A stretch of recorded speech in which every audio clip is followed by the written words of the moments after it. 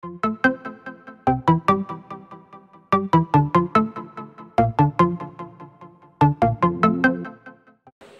tout d'abord, je tiens à remercier l'ensemble des panélistes, l'ensemble des modérateurs, tout le monde qui ont contribué au succès de cet événement fort intéressant, qui est à la fois un peu technique, n'est-ce pas, mais un peu social, qui à la fois, je dirais, concerne le territoire qui est la ville, et on voit bien qu'on est passé sur plein d'autres choses. Si après une petite conclusion, ou en tout cas, je vais commencer par une synthèse assez générale qui concerne la vision. Tout le monde parle de vision, même dans les autres panels, on l'a soulevé tout à l'heure et maintenant aussi. Alors la vision était de savoir qu'est-ce qu'on voudrait comme Smart City à l'avenir. Quel type, véritablement, de Smart City. Les débats sont là, mais on voit véritablement, et aussi renforcé par l'association de cet après-midi-là, il y a fortement, au travers de la gouvernance forcément, il y a la présence de l'eau qui devient le point central de la vie intelligente. Ça, je ne vais pas dire une première recommandation, mais c'est une bonne synthèse. Tout le monde parle de ça. Bon, ça s'explique à travers les choix politiques et je dirais, les préoccupations sociales des Algériens, donc il faut qu'ils soient au centre de dispositif. Mais la littérature aussi a montré que, par exemple, les Amérique du Sud, ils ont toujours cette façon de voir la Smart City comme étant autour de l'homme et non pas comme c'est une des visions que l'on peut rencontrer, et elle a été évoquée ici et là, notamment dans le premier panel, qui consiste à dire qu'une Smart City, c'est tout d'abord une ville connectée, digitalisée. À la limite, c'est comme si elle devient une véritable machine et l'homme est en périphérie du système. À la limite, il pourrait devenir une donnée, il pourrait devenir une statistique. C'est peut-être pas ce modèle-là ou cette vision de Smart City que l'on voit. Il y a une troisième voie qui a été évoquée, notamment par rapport à l'expérience des Émirats, c'est de constituer une ville smart, mais qui est orientée business, qui est orientée événementielle, qui est orientée concours à l'international, qui est la meilleure ville. Peut-être éventuellement on pourrait synthétiser que la Smart City algérienne pourrait être l'ensemble des trois. Donc une bonne ville connectée, digitalisée, où tous les services de la ville, depuis la santé, l'éducation, la sécurité, la sûreté, le ramassage, pollution au moins, qu'est-ce que j'ai oublié? Logistique urbaine, j'ai failli oublier mon data. Donc tout ça soit effectivement mené d'une manière efficace, tout en préservant les ressources, tout en polluant le moins, tout en proposant aux générations futures, n'est-ce pas, une ville propre, n'est-ce pas, durable, avec une économie prospère. C'est ça l'économie, au sens de développer une ville qui attire les investissements et qui facilite la création d'emplois et la création de richesses. Ça, c'est une première, je dis, conclusion lourde. Une deuxième conclusion lourde, dans mon sens, c'est la nécessité d'avoir une stratégie de ville durable en Algérie. Alors, il est vrai que quand on parle de stratégie, vous savez, une stratégie, c'est essentiellement, je dirais, trois choses. C'est une vision qu'on a identifiée, n'est-ce pas? Et c'est des valeurs, et on en a parlé. Parce que les valeurs, c'est quoi? Qu'est-ce qui va guider nos actions quand on va réaliser une ville smart? C'est la préoccupation de l'homme au centre, quid des libertés, quid des données privées, comment on va les partager, dans quel sens, est-ce qu'ils vont être vendus finalement aux entreprises, et est-ce qu'on peut les utiliser à des fins, je dirais, de sécurité et de sûreté, notamment. C'est aussi une façon de définir notre stratégie par rapport à ces valeurs-là. Qu'est-ce qu'on veut comme valeur? Alors, ça c'était la vision, les valeurs, mais il y a aussi une mission. Donc, quand on construit une stratégie par rapport à un objet, par rapport à une ville, il faut qu'il y ait une mission. Qu'est-ce qu'on veut faire?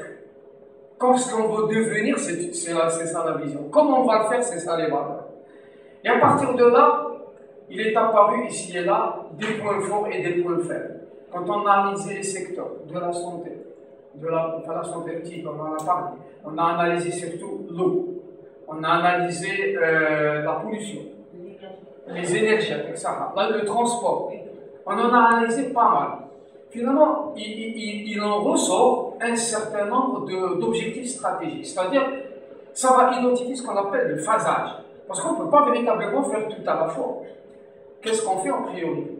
Eh bien, on a la problématique essentielle de la protection de la ville, des catastrophes et de la résilience. C'est un point fort qui est apparu aussi au Congrès. On en a parlé beaucoup. La résilience est définie comme étant cette faculté, cette capacité à ce que la ville puisse se remettre sur pied à la suite d'une catastrophe.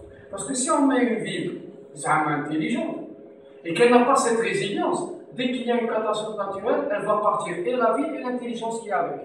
Donc la résilience, c'est de pouvoir développer ce qu'on peut appeler un plan de redressement en cas de problématique, soit réchauffement climatique, soit inondation, soit que sais-je encore. La pandémie en est un bon exemple. Et par rapport, je vais pas aller dans le détail de la synthèse, tout ça, c'est le verse de l'analyse, n'est-ce pas?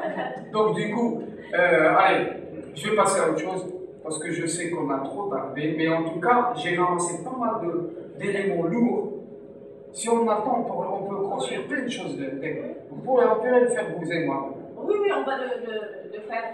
Alors, un autre élément qui est apparu au travers de certaines présentations, et puis on est revenu autour de ça, c'est la résistance au changement.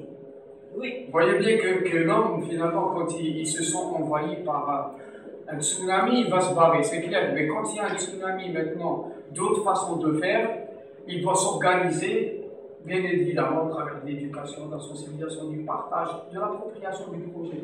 Donc la résistance au changement, on l'a observé même dans l'exemple américain. Vous vous rappelez, madame Antoine Thompson qui nous disait que les Américains n'étaient pas d'accord pour l'usage et la vulgarisation et la démocratisation de la voiture électrique.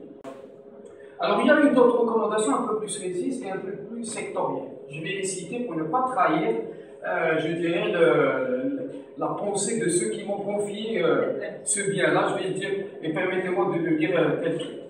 Donc, si après quelques des recommandations qui relèvent davantage d'objectifs stratégiques, atteints par secteur, n'est-ce pas, et qui m'ont été confiés par des participants, construire aussi rapidement que possible et autant que possible les quartiers à énergie positive résilients. C'est vrai, on consomme beaucoup d'énergie dans nos bâtiments qui ne sont pas véritablement énergie positive. Pour le moment, elle est toujours négative parce qu'il faudrait en produire d'abord, n'est-ce pas, pour qu'on va produire plus qu'on en consomme, et c'est ça l'énergie positive. Mais en tout cas, c'est une piste sur laquelle on pourrait travailler. Mettre en place des choses qu'on appelle les TOD, n'est-ce pas? Donc des nœuds assez forts qui vont être l'ossature d'un système de transport urbain résilient, durable et smart, où l'usager va pouvoir, au travers de ce système-là, avoir des applications, etc., pouvoir choisir les bonnes directions, les moins chères. Et il construit, il innove sur son trajet quotidien. Ils n'ont pas toujours la même façon de faire. C'est en fonction de la congestion, c'est en fonction de la présence ou pas. S'il a un vélo, s'il n'a pas de vélo, s'il y a des voitures. L'essentiel, c'est de construire ça, un projet de mobilité. Je vais un peu faire vite. C'était juste pour vous expliquer qu'est-ce qu'on entend par les TOD. Les TOD, en un mot, on ramène tous les moyens de transport en un seul point. Généralement, c'est une gare. Dans une gare, vous avez le vélo, la voiture partagée, le covoiturage. Vous avez un parking pour vous garer gratuitement. Vous pouvez prendre le tramway, le métro, le transit, le bus. Et là, vous avez un choix. C'est ça le TOD pour une ville intelligente. Et c'est ce qui a été proposé. Assez rapidement, je vais terminer dans quelques secondes. Alors, on a insisté beaucoup sur les méthodes de planification urbaine à revoir et à renforcer. Ça, on est tous d'accord. Pour avoir une ville intelligente, faudrait-il mettre en place les moyens pour. Il est clair qu'une bonne partie des recommandations et des discussions, on a observé, c'est une façon de résoudre des problèmes que l'on rencontre. L'astuce, c'est de dire que peuvent nous apporter des outils de technologie avancés pour les rendre un peu smart. Parce qu'en fait, smart, on en a parlé, on ne l'a pas défini. Smart, c'est le fait de pouvoir donner à un objet la possibilité d'analyser l'information et de prendre la décision. Donc la ville va réagir en temps réel aux difficultés, en temps réel à ce que veut le client, en temps réel à ce que veut le décideur. Eh bien, il y a du boulot. Il y a du boulot. Alors, assez rapidement sur les quelques, il en reste deux ou trois. Deux. Pour les infrastructures existantes, rénover, équiper les dernières technologies, intensifier l'intermodalité, utiliser de la data, analyser la data, ça c'est évident. Pour les nouvelles infrastructures, les grandes lignes doivent être coordonnées et connectées entre l'urbain et l'interurbain, parce que la ville s'est agrandie. Et j'aurais terminé pour dire, Alex, c'est bon, je tiens à féliciter tout d'abord, c'est un point de vue personnel, c'est pas une recommandation, c'est moi qui le dis. Donc, M. Adel Kaoula, pour avoir nous donné l'occasion vraiment particulière de nous rencontrer, d'échanger. Il a mis en place un cadre idéal pour le travail. Donc, on en a profité, on a bien, je vais dire, échangé, développé, voire même les éléments de base, peut-être, je dirais, d'une stratégie nationale en Smart Cities. On a déjà les éléments de base pour le faire. Je remercie également l'ensemble du staff de M. Kaoula, qui sont très aimables, dynamiques, bravo. Et enfin, la dernière, mais la meilleure, pas la moindre, c'est Mme Selima Besh qui a fait un travail extraordinaire de coordination. Bravo Madame.